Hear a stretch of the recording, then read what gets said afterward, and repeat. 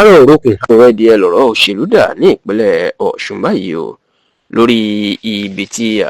gómìnà ìpínlẹ̀ náà gómìnà Nurudeen Adémọ́lá Adélékè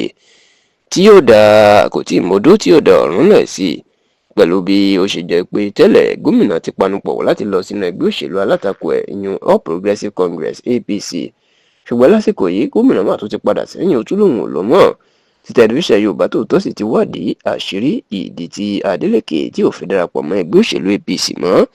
èyí òdì tó fi sá sẹ́yìn tá a sì ti rí ìdí tí ìmọ́lẹ̀ gẹ́gẹ́ bó tún ṣe ń pe Adélékè ní ìpínlẹ̀ Ọ̀ṣun tó fi fà sẹ́yìn láti darapọ̀ mọ́ ẹgbẹ́ òṣèlú APC. ẹ rántí pé láti bí ọ̀sẹ̀ mélòó kan sẹ́yìn ní ìròyìn tí ń jáde tẹ́lẹ̀ àbíká ní bí oṣù díẹ̀ wípé Adémọ́lá Adélékè ó fẹ́ darapọ̀ mọ́nú ẹgbẹ́ òṣèlú APC ṣùgbọ́n tí Adélékè àti ẹgbẹ́ òṣèlú PDP tó máa ń fọ̀rọ̀ síta pé kò sóhun tó jọ àwọn ònírà padà sí aburú ṣùgbọ́n nígbà tí àwọn èèyàn tó ń rí Adélékè àti ẹgbẹ́ ẹ̀ tó jẹ́ olówó bùjẹ́bùdànù ọ̀mọ̀wé Dèjì Adélékè àti ọmọ ẹ̀ tó jẹ́ gbajúgbajà olórin takasúfè David Adélékè ẹni tí ó gbayín mọ̀ sí Davido ní ilé Tinubu tọ́jọ́ ṣe ìpàdé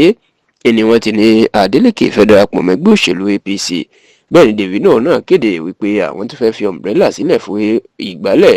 ètò túmọ̀ sí pé àwọn fẹ́ fi PDP sílẹ̀ lọ sí APC kódà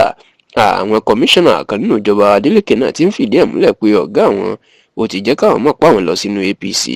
ṣùgbọ́n nínú ọ̀sẹ̀ tá a wà yìí ìlọ̀rọ̀ máa yí padà nígbà tí Adélékè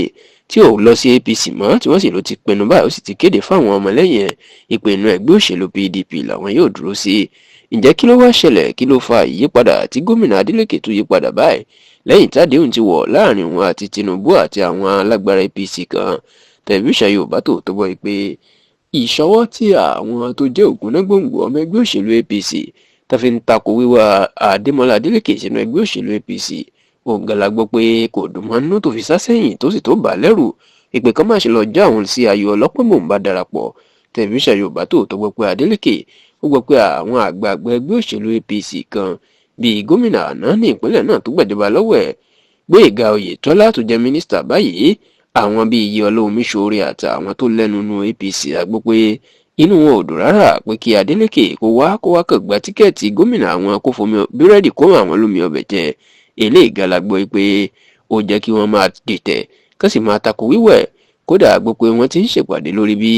wọn yóò ṣe báyé Adélékè jẹ́ bá darapọ̀ tó jẹ́ pé ń bi ètò ìdìbò abẹ́lé láti gba tíkẹ́ẹ̀tì gómìnà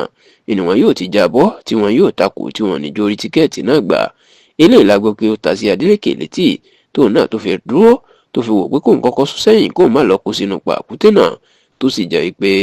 àfi bí nǹkan bá yí padà báyìí o Adélékè kò ní lọ sínú ẹgbẹ́ òṣèlú APC mọ́ ó jọ gàtẹ́ kò jọ gàtẹ́ ó fẹsẹ̀ méjì tìrò nígbà tí òun náà yóò tó fi di ilé ìmúlẹ̀ olùrànlọ́wọ́ pàtàkì lórí ọ̀rọ̀ ìròyìn fún gómìnà Hezekiah Bamiji náà jẹ́ kó di mọ̀ pé àwọn sẹ́nẹ́tọ̀ ẹgbẹ́ òṣèlú PDP méjì tó lọ sí APC lérò pé Adélékè fẹ́ lọ sínú APC táwọn èèyàn sì ti rò pé nítorí ẹ̀ náà ṣe lọ sínú APC yan sẹ́nẹ́tọ̀ Francis Fádáhùnsì àti sẹ́nẹ́tọ̀ Olúbíyì Fádèyí ó ní wọ́n kàn gbọ́ kòkò òjò náà dami inú agbádá nù ó ní ọ̀gá òun Adélékè ò lọ sínú APC ó nígbà táwọn náà gba wuyewuye bẹ́ẹ̀ ó yẹ káwọn lè wá béèrè lọ́wọ́ ọ̀gá òun ìyún Adélékè wípé ṣé lóòótọ́ ló fẹ́ darapọ̀ mọ́ APC káwọn lè ṣíwájú ẹ̀ lọ ṣùgbọ́n ó ní àmọ̀jù tó ń bẹkun sàárè jẹ́ ìlú kóbá sẹ́nẹ́tọ̀ Francis Fádáhùnsì àti sẹ́nẹ́tọ̀ Olúbíyì Fádèyí nítorí pé wọ́n gbọ́ láti Àbújá tẹ́wà ìpàdé Adélékè fẹ́ darapọ̀ ìrọ̀ wọn sì ní pé káwọn sáré ṣáájú ẹ̀ darapọ̀ kó tó darapọ̀ kó lè bá wọn nínú ẹ̀ ṣùgbọ́n tó ní wọ́n ti kó sínú pàkúté APC báyìí nítorí pé ọ̀gá òun ò lọ sínú APC mọ́.